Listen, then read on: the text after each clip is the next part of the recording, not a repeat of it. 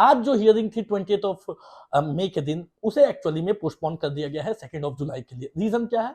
वक्फ board की भी आज हियरिंग थी and that is why the NEET PG court case has been postpone to 2 July. अब क्या है कि अगर हम इस तरीके के केसेस को सुप्रीम कोर्ट में देखें तो इससे पहले भी इस तरीके के केसेस सुप्रीम कोर्ट में किए गए हैं, बट उन केसेस को सिंपली जो है वो डिसमिस कर दिया गया है। सुप्रीम कोर्ट का ये मानना रहता है कि ये जो एग्जाम कंडक्ट कराने का पैटर्न है, that is in multiple shift, in 2 shift, और नॉर्मलाइजेशन मेथड को इम्प्लीमेंट करके रैंकिंग देना स्टूडेंट्स को, ये एक नॉर्मल प्रोसेस है और ये एक वेल एक्सेप्टेड प्रोसेस है। Well accepted process means not only in India but abroad में भी इस प्रोसेस के तहत ही चीजें होती है। बहुत ब्रॉड लेवल पे इस प्रोसेस को एक्सेप्ट किया जाता है।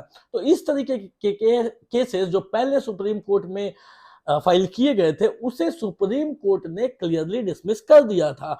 हालांकि ये नीट पीजी 2025 का जो केस है, इसे भी अगर देखा जाए तो सुप्रीम कोर्ट के तरफ से डिसमिस ही कर दिया जाएगा, क्योंकि जो पैटर्न, जो प्रोसेस एनबीए की तरफ से यूटिलाइज किया जा रहा है एग्जाम को कंडक्ट कराने के लिए, which is in 2 shift and normalization method ranking देने के लिए, वो एक वेल एक्सेप्टेड प्रोसेस है, राइट। बट स्टूडेंट्स कहीं ना कहीं इस बात को जानते हैं, दैट इज व्हाई उन्होंने अपनी स्ट्रेटेजी में एक और एंगल ऐड किया है, विच इज पीएमओ को अप्रोच करना। Now students are trying to approach PMO, कि पीएमओ के तरफ से उनकी जो डिमांड है उसे सुना जाए और ये इस प्रोसेस को चेंज किया जाए।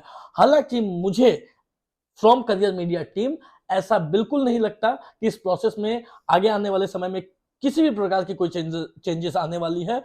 ये प्रोसेस करियर मीडिया टीम की तरफ से हमें लगता है कि सुप्रीम कोर्ट में भी इसे डिसमिस कर दिया जाएगा, और जहां तक पीएमओ का सवाल है, पीएमओ की तरफ से भी इसे उतनी ज्यादा तवज्जो नहीं दी जाएगी।